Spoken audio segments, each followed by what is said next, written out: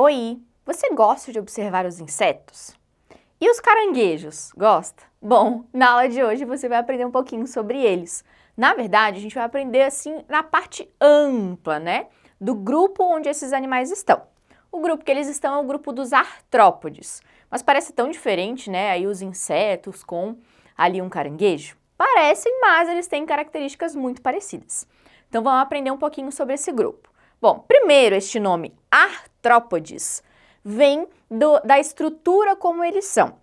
Eles são animais invertebrados e, levando em consideração todos os outros invertebrados, eles têm uma característica importante, que é ter a presença das patas, que vai auxiliar tanto na sua locomoção, quanto para fugir de um predador, quanto para pegar uma presa.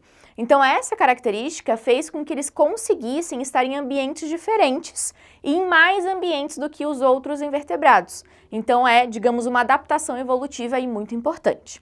Bom, esse nome, artrópode, vem de pés, né, e de articulação, de móvel. Então seria aí meio que, né, pés articulados, ou seja, aquelas patinhas ali que vão conseguir se mexer.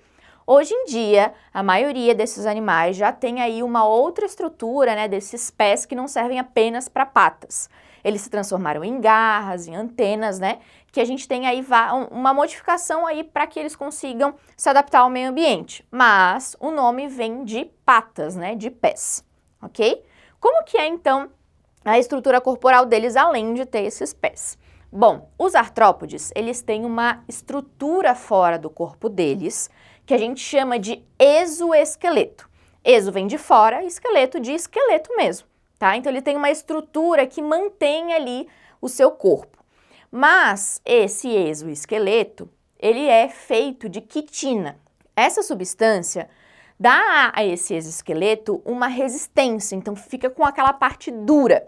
E daí ele consegue se proteger, né, tanto contra predadores, quanto contra, por exemplo, perder a água e etc.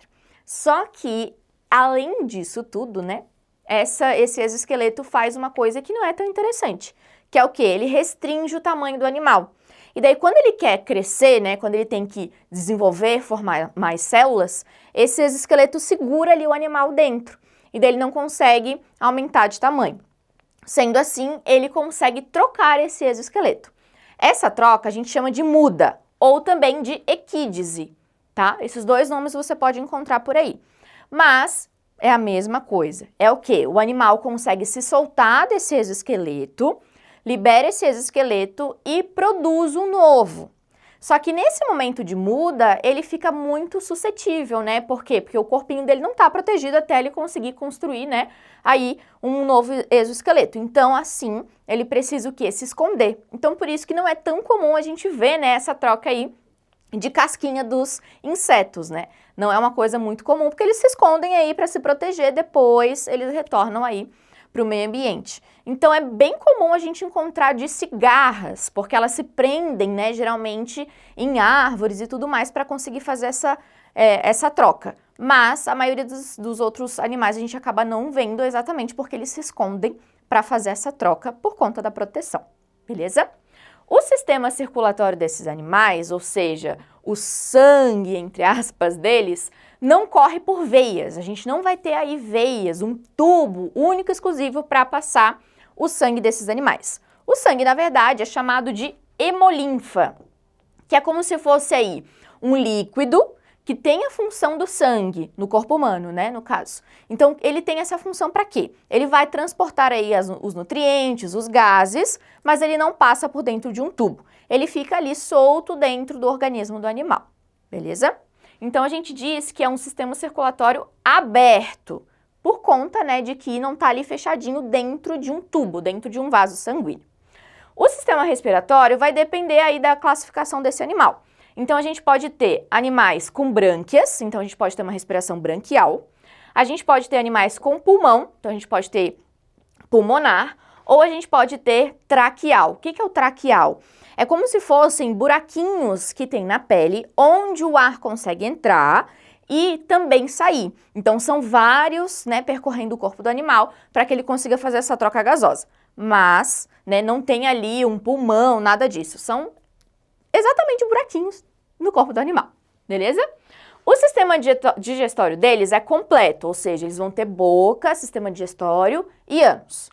E o sistema excretor, aí vai depender da classificação também. Então, por exemplo, a gente vai ter alguns insetos com túbulo de Malpighi, que é uma estrutura específica só para conseguir tirar aí as excretas. E outros animais vão ter outras estruturas, então ele é bem diferenciado. Então a gente vai ter aí que saber qual que é, dependendo da classificação do animal, beleza?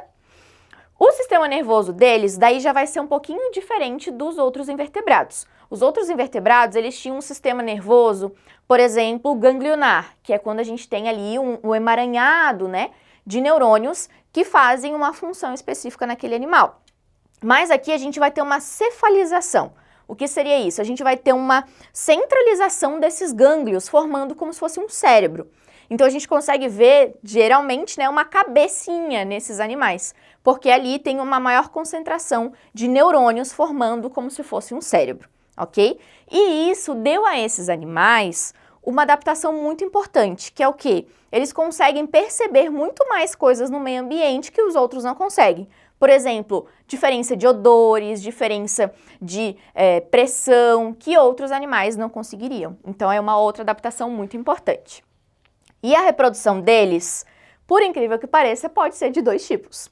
Pode ser sexuada, que é a mais comum, porém eles podem ter assexuada também. Por exemplo, as abelhas. As abelhas podem gerar filhotes, né, outras abelhas, sem ter aí a participação do macho. Então a gente pode ter também uma reprodução assexuada dentro dessa classificação. Bom, a gente tem uma grande gama aqui de animais. Eles são um grupo muito grande de muitos animais diferentes, e daí a gente vai ter que deixar isso para uma próxima aula, né? Na aula de hoje a gente falou então sobre as características principais do grupo, e depois a gente vai aí numas próximas aulas falar sobre cada uma das classificações desse grupo, tá certo? Grande beijo e a gente se encontra na próxima aula. Tchau!